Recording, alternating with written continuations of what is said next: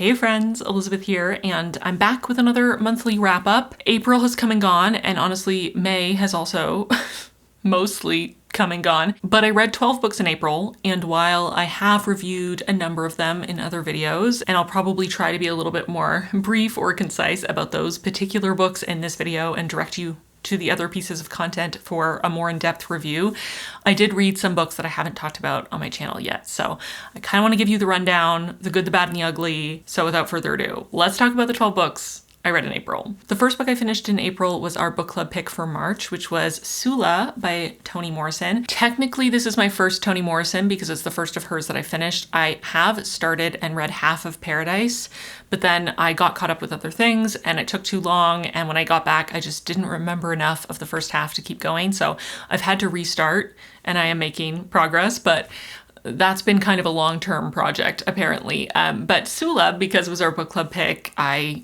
kept myself accountable and finished it. I do find Toni Morrison's writing, while I do find it really beautiful, it is quite dense. And I think that is part of why I have struggled, maybe, to get through Paradise. She doesn't pander to the reader. And I sometimes feel like my brain isn't big enough to fully appreciate what she is delivering, and I want to, so I really try to take my time, and sometimes I kind of get caught up and overdo it instead of just, taking the story where it meets me and continuing with it. I mean, you'll probably not be surprised that over-analysis is one of my flaws. Also, I should have said, this is set in Ohio, and it is over a pretty long period of time. It's from when Sula and Nell are young into their adulthood, and I think the time period is from approximately 1919 to 1965, if my notes are correct. This was a very difficult read in that the subject matter is difficult. I will say that I absolutely loved this. I gave it 5 stars, and it's just one of those books that I know as I'm reading it and as soon as I finish it that it's going to be with me for a very long time. There's just something about Toni Morrison's prose, about the characters she creates, and the atmosphere or the aesthetic of her stories, not to mention the thematic content and the messaging behind her stories.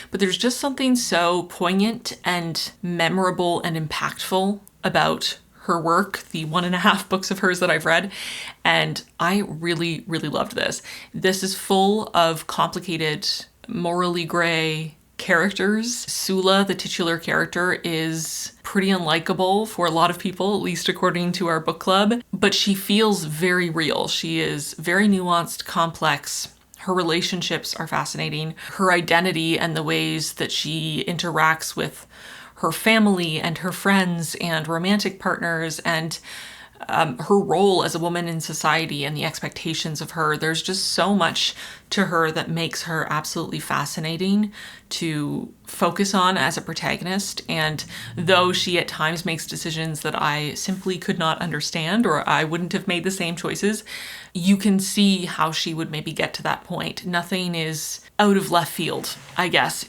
in terms of the logic of the character. This is one of those books that I would list as not just a favorite, but potentially a life-changing read, where it just kind of slightly alters some of my brain chemistry irrevocably, and it was really great. This book is often sold as a story of friendship or exploring these two friends as they grow up together and choose different paths, and they go from being very close to being sort of at odds. And yes, that's true. I do think that a central theme of this story is friendship, and friendship between women, between girls, and different ways of performing womanhood and the ways that women are expected to fit a certain mold as a woman, but also that women are expected to police other women and force them into the mold as well. I think there's a little bit of that dynamic going on with these characters, and Sula and Nell both choose different paths in terms of their life direction and how they are willing to engage with womanhood, and they don't necessarily understand how the other one could choose something else. I would say the themes here are definitely friendship, womanhood, loneliness, betrayal, trauma, and some of the unhealthy ways we attempt to cope with our trauma. There's also some commentary on gentrification and race. I just really liked this. I thought thought it was so beautifully written. Toni Morrison's prose is, like I said, very dense. So at times I found myself having to reread a few sentences or a paragraph, but the writing is just so beautiful at the same time. For example, I just opened my book to a random page that had a yellow tab, which I use for quotes, and I came across this. Sula was wrong. Hell ain't things lasting forever. Hell is change.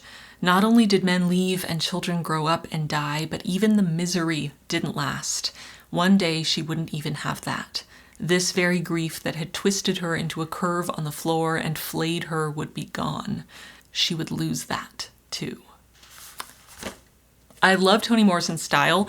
It is really beautiful. It's very evocative. It is very impactful, but it also has a colloquial simplicity to it. It isn't overwritten or overdone. It's just the perfect balance of poetry and cutting to the core of a character or a theme or a moment or a feeling, but it's done with that, just the perfect number of words and not one more. But it can be a little bit dense in that it's so packed full of meaning and imagery and symbolism and thematic content. Despite being a very short book, this book has so much to say, and Toni Morrison didn't waste a single sentence. So there are times that I found myself almost getting tired reading it because not a single word is wasted. So you really have to focus and be present to fully take in what Morrison is trying to tell you. I also thought the foreword of this was fantastic. It mostly doesn't have to do with the book itself, although she does sort of lay out her concept of creating a book where she could analyze womanhood through different characters who had chosen different paths. But largely the foreword is about her experience as an author and as a female Black author, and the expectations that are put on her to write certain types of books or to represent an entire demographic of people or to fix societal issues with her art instead of being able to tell stories with the same freedom that, say, a white man might be able to do. And I really, really loved the foreword. I found it so fascinating and really a window into Morrison's perspective on writing and creation. What could be so bad about being socially astute, politically aware in literature? Conventional wisdom agrees that political fiction is not art, that such work is less likely to have aesthetic value because politics, all politics, is agenda, and therefore its presence taints aesthetic production. That wisdom, which seems to have been unavailable to Chaucer or Dante or Catullus or Sophocles or Shakespeare or Dickens, is still with us, and in 1969 it placed an inordinate burden on African American writers. Whether they were wholly uninterested in politics of any sort, or whether they were politically inclined, aware, or aggressive, the fact of their race or the race of their characters doomed them to a political-only analysis of their work. And that is literally on the first page. I would highly recommend trying to find this foreword, even if you have no interest in the book, although you should read the book. It's amazing. But the foreword itself has value. In that no-win situation, inauthentic, even irresponsible to those looking for a politically representative canvas, marginalized by those assessing value by how moral the characters were, my only option was fidelity to my own sensibility. Further exploration of my own interests, questions, challenges.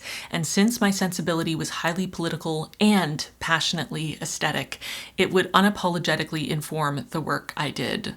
And then she goes on to talk a little bit about her intention with this work and what she's exploring, this idea of Hannah, Nell, Ava, and Sula, four of the female characters in this book, being points on a cross of womanhood, and all the choices they made in life that sort of establish them on different points of this cross are choices bound by their gender and their race. And she goes on to say, the nexus of that cross would be a merging of responsibility and liberty difficult to reach, a battle among women who are understood to be least able to win it. She then goes on to bring up some of the questions that she was trying to explore with this work. What is friendship between women when unmediated by men? What choices are available to Black women outside of their own society's approval? The book itself was beautiful, incredible. Sula is not always a likable character. She doesn't always make good choices, but she makes choices based on her own values and understanding of the world and her priorities, and she lives her life entirely for herself.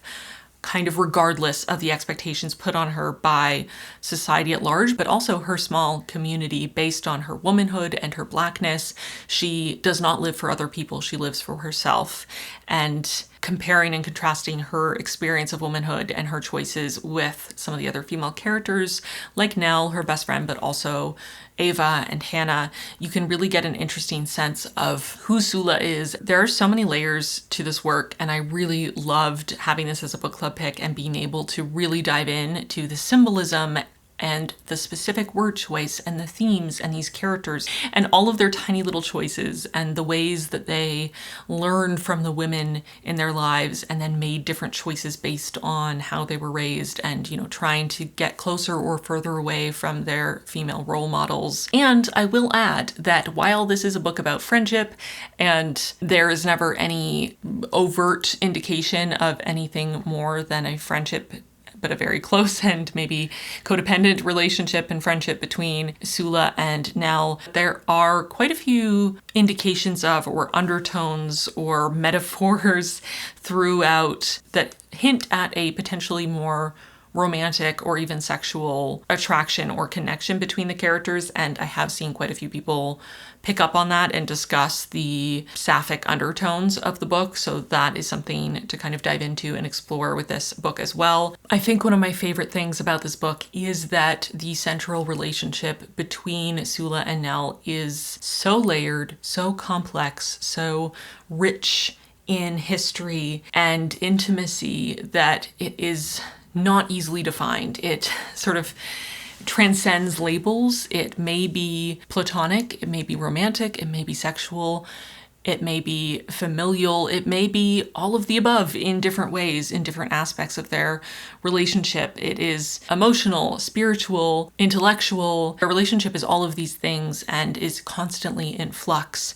And that constant change and that constant fluidity of their relationship and of their dynamic is something that Morrison really explores so deftly and really brings you along into that complexity and the reality and the nuance of a relationship like this. What does love mean? Where is the boundary between platonic and romantic or sexual love?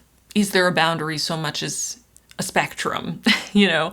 And she's really exploring their bond that is so profound, but also at times ambiguous and nebulous. And they go through periods of time of zero contact or of estrangement, but their connection exists nonetheless. They are never fully untethered from each other. It's beautiful. It is hard to read. It is challenging. It is fascinating. It is immersive and intense and sad and heartbreaking and profound. I would highly recommend Sula if you haven't checked out Toni Morrison yet. I don't know if there's another one that's maybe a better entry point or starter for her, but this is a pretty short book and I found it absolutely entrancing. I couldn't put it down once I started, so I feel like this might be a good start. Just keep in mind the content warnings, check out the book card to know what to expect.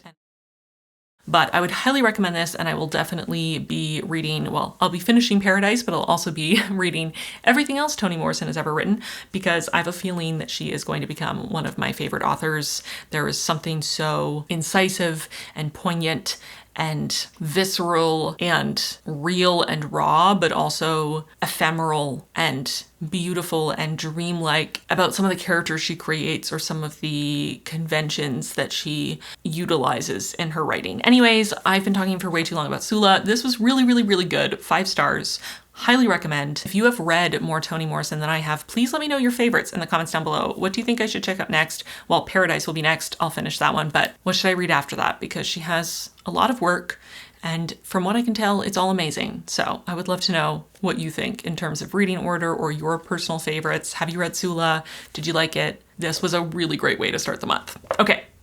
I will talk faster now, I swear. Okay, moving on to the next book I finished in April, which was Gothictown by Emily Carpenter. This is a book that I had as an ARC from the publisher. I had the audiobook, and this is a psychological thriller, sort of Southern Gothic style story where we have this couple and their young child, and the mother, who is our protagonist, is running a restaurant before the pandemic, and the pandemic shuts down her restaurant in New York City.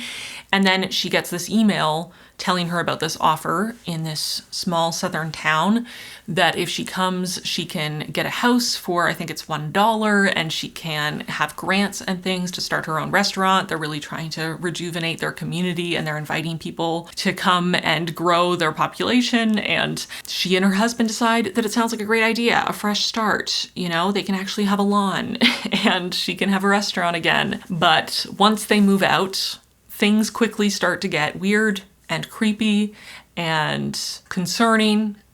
As you might expect with these stories, I feel like this happens so often where the main character ignores a lot of red flags. She watches a lot of weird shit happen without reacting in any way that feels reasonable to me.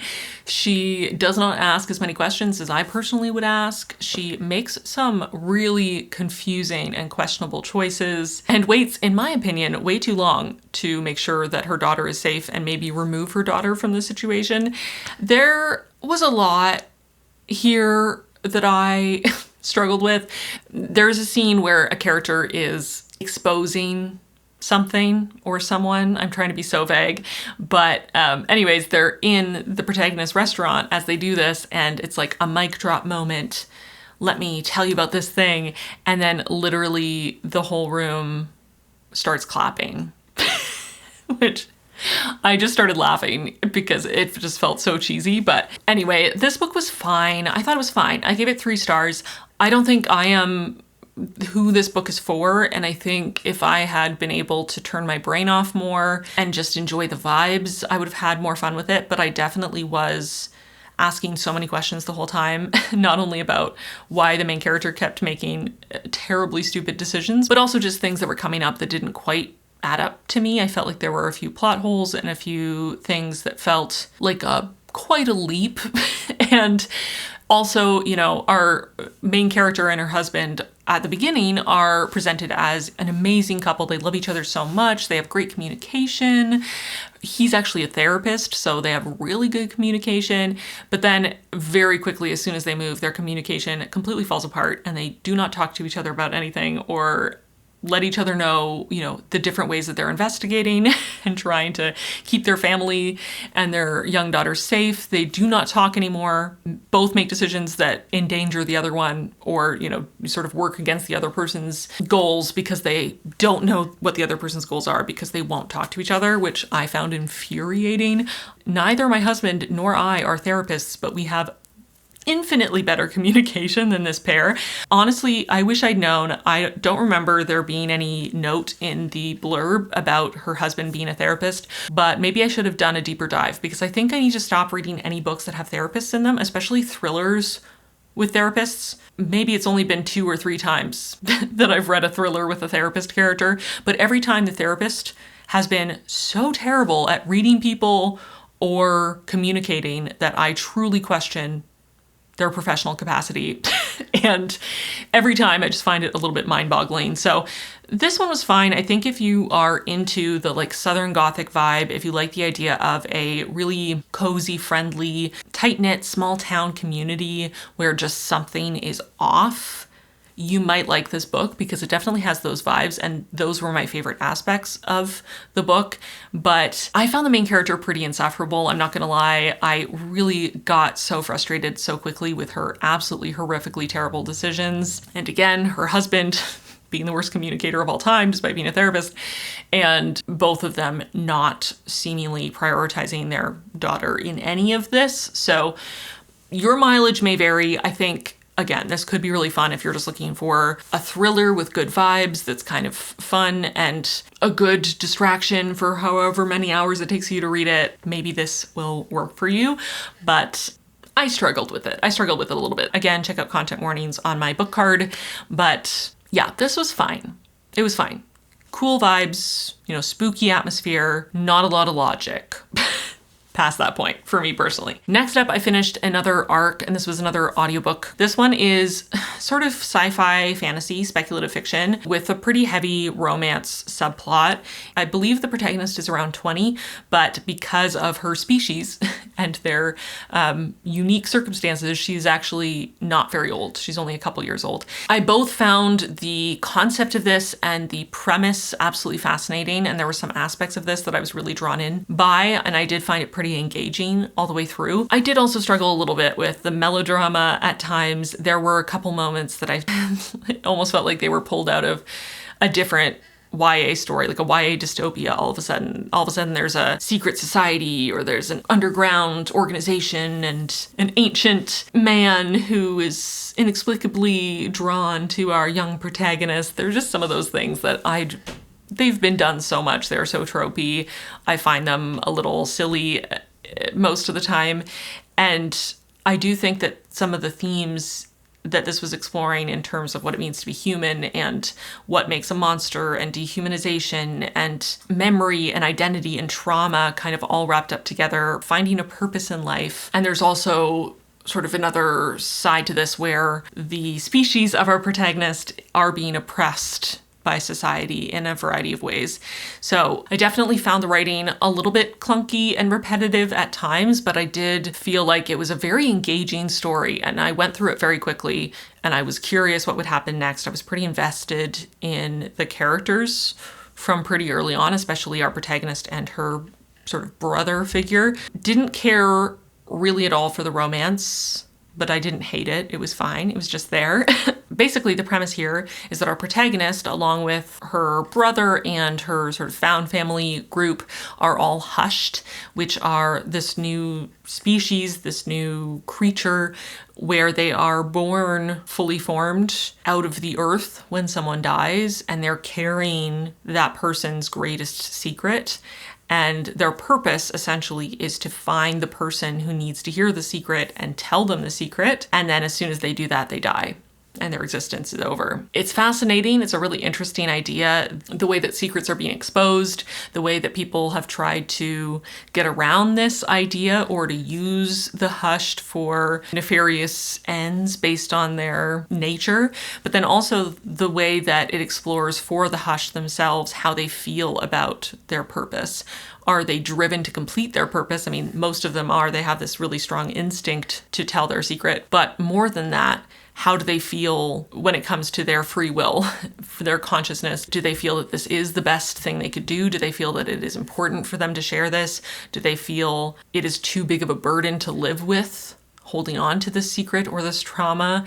Or do they resent this? Do they resent that their whole being is reliant on resisting this strong urge to tell a secret, and that their entire life, their entire being is basically a vessel for a secret and not their own identity and their own existence? And I just found that interplay really interesting between different characters and how they felt about their purpose and how they conceptualized it and grappled with it, how they grappled with the trauma often of the secret that they had to hold.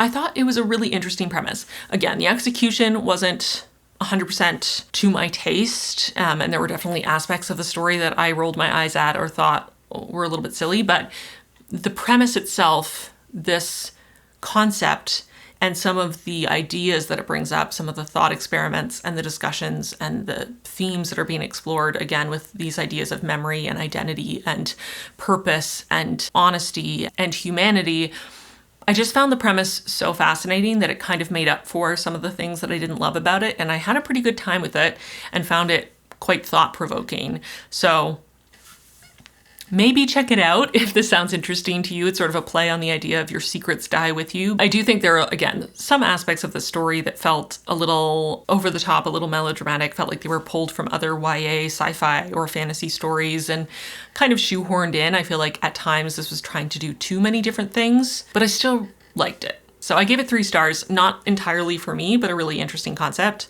And if that sounds interesting to you, you might enjoy this one. Next up in April, I finished Great Big Beautiful Life by Emily Henry, and I do have a video entirely about Emily Henry, about all 6 of her adult books, so check out that video. I'll have it linked in the cards and in the description box, and you can go see my thoughts. There are chapters, so if you don't want to hear my thoughts on the other 5 books, you can just skip directly to my review of Great Big Beautiful Life, but basically, spoilers, I really liked this. This is actually my favorite Emily Henry book that I have read, my favorite of those 6 adult books, and I gave it 5 stars. I really liked it.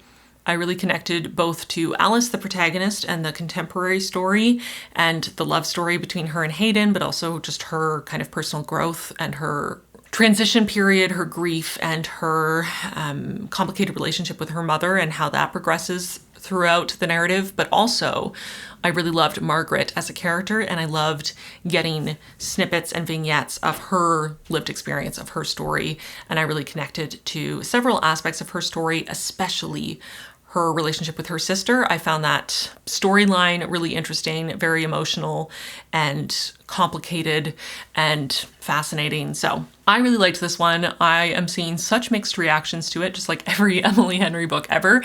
But for me, it was really great. It really delivered the things that I personally would want out of this sort of genre of book, I guess. Kind of balanced all the things I wanted and needed out of it really well, especially at this particular moment in time in my life. So I would recommend it, but again, go check out my Emily Henry video for a more in-depth review, because I also, in a couple books, will get to another Emily Henry book, which also is reviewed in depth in that video. So that one is a good one to check out for that.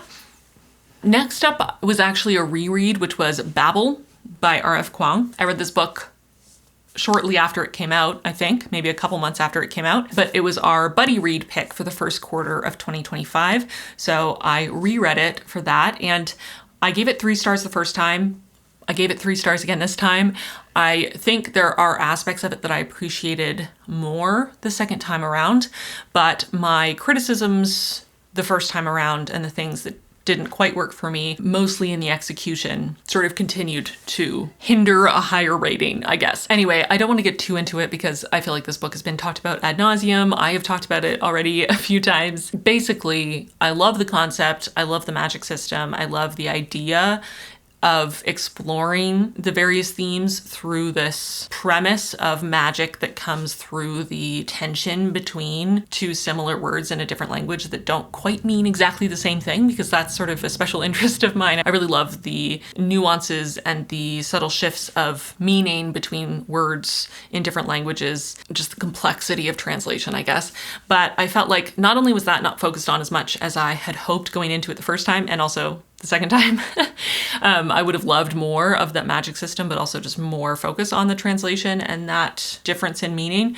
But I also just felt both the first time and the second time that the characters weren't as deeply explored. They didn't feel as vivid and real to me as I had hoped, as someone who is largely a character-driven reader, but also that I just found, while the themes and the messaging I totally agree with and they're interesting themes, delivered in a bit of a repetitive way and in a way that felt like it didn't allow space for the reader to meet the author where she's at, that it was a little prescriptive instead of letting the reader read and come to an understanding and interpret the work.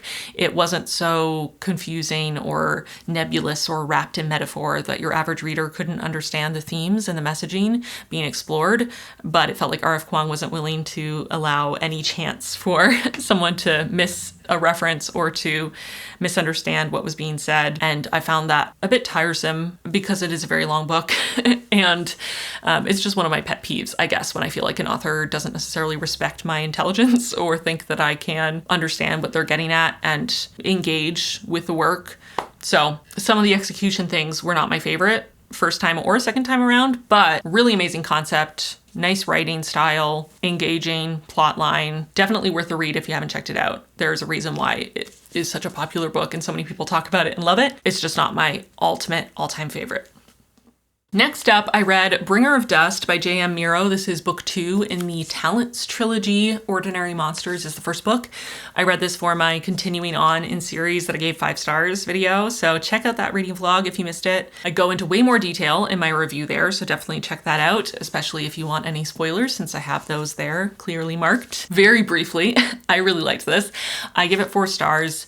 I thought it did a really good job of following up a first book that was really, really well done, and I couldn't quite see how necessarily we could continue on from there and deliver something just as great as that first book. This second book wasn't quite as much of a favorite as that first one. There were definitely some things I didn't love about it. There was a lot of time spent on new characters that I wasn't as invested in, and a lot of characters being split up in so many different places and not really interacting, and a lot of plot lines feeling a little stalled. It was just a bit fractured and chaotic at times. But there was still so much to love about this. Amazing characters. The characterization is incredible. Such vivid characters. Cried a couple times reading it. There were some characters that were in the first book that were more minor who got slightly bigger parts in this book, and I really connected to them. The writing is beautiful, very descriptive. The books are incredibly immersive. They're very evocative. You can definitely envision not only the location, but what every character looks like and what the magic looks like. And it's very atmospheric and spooky and creepy at times. The protagonists are mostly children, but it is definitely an adult book, and check out content warnings because they get really gory and violent. And this book is even bloodier and more body horror-esque than the first book. So just keep that in mind. Young protagonists, but definitely not aimed at children, but really great. Check out that reading vlog if you want a more thorough review. But I had a great time with it. I give it 4 stars, and I'm really excited to finish the trilogy whenever book 3 comes out. After that, I read The U.U.R. by Dr. Ricken Lazlo Hale, who is a fictional character from the show Severance. This is a book that is pretty pivotal to the plot in the show. The author is a character in the show who writes a book, and anyways, it becomes relevant. I don't want to spoil anything. It's basically a self-help book, but it is absolutely ridiculous and very silly. But again, it has a pretty pivotal, important role in the story of the show. So can I review it for you? I don't know. I thought it was really funny.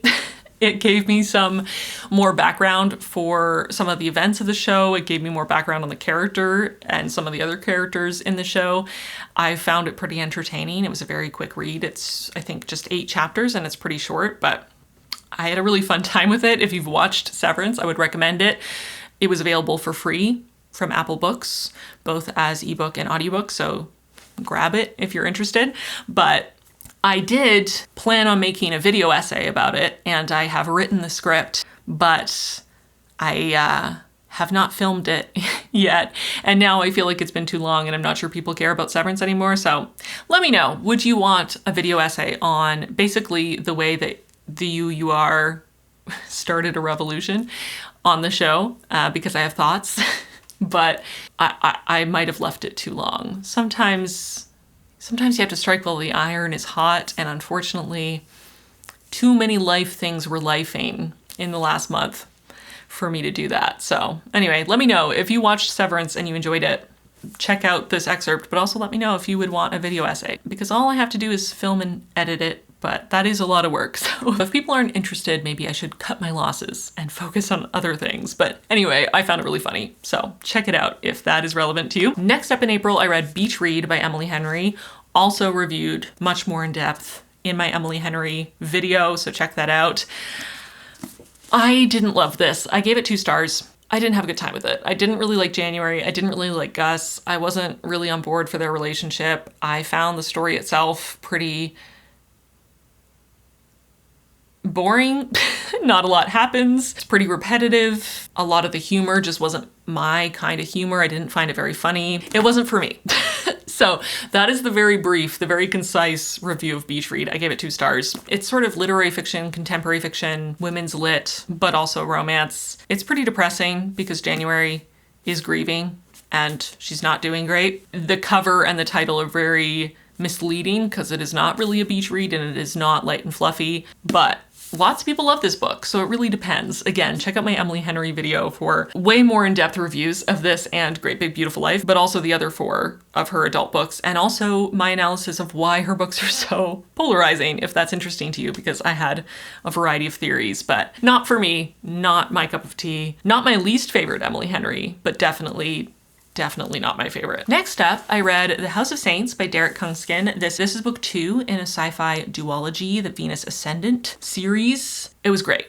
This was so good. I give it 5 stars. I cried like a baby at several points.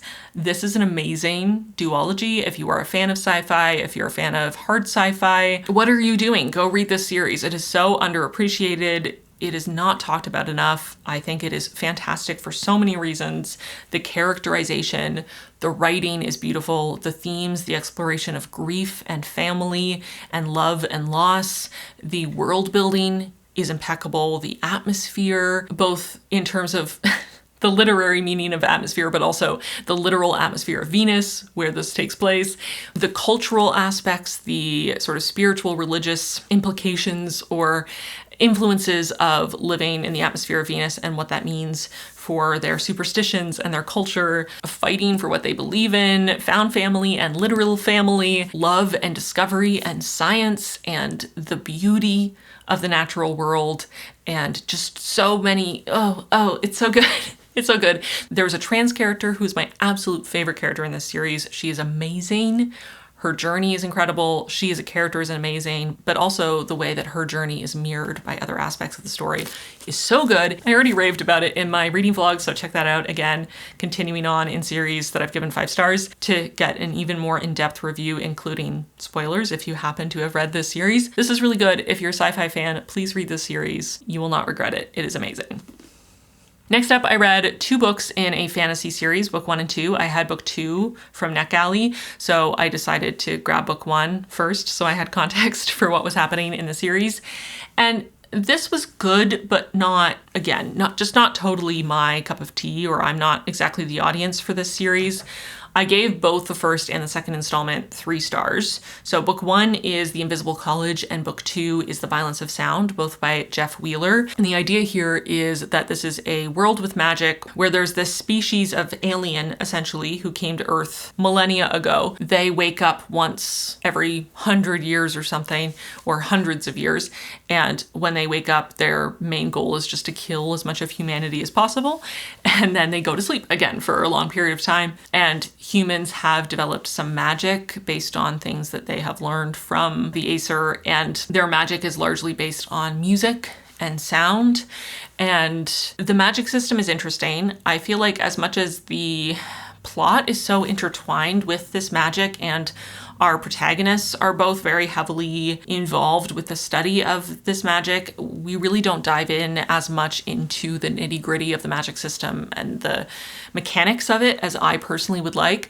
I love the idea of a music-based magic system as a music lover, and I just don't feel like we got nearly as much of the nitty-gritty of how that works as I personally would have wanted. I also don't love the romance aspect of this story. I just wasn't really particularly drawn to either of the protagonists, and so I wasn't invested in them falling in love. It just didn't do anything for me. I think the plot line was interesting enough. I was engaged. I was curious to know what would happen next, but there were just aspects of it that felt a little underdeveloped or a little rushed. There were quite a few repetitive scenes of the romantic development, but not as much individual character development as I wanted, but also, again, just not as much of the really detailed world building or exploration of the magic system as I personally wanted. And I wished that there was more of an impact from the magic system to their society at large. Their society feels mostly unimpacted by the introduction of magic, which doesn't really compute for me,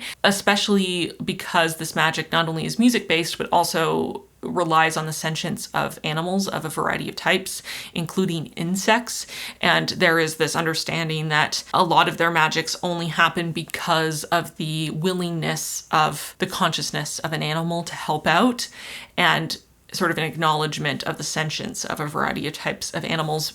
And yet it doesn't seem like that has impacted their society at all in terms of their respect for or the rights of animals. I don't know, I found that kind of odd. And their society feels like it should be more impacted by the great abilities of this magic, and it just isn't as different from our own history as I would have expected. I also am not sure how I feel about the portrayal of the main female character's deafness. She is deaf, but she is not part of the deaf community. She was raised as if she were hearing. She never learned to sign.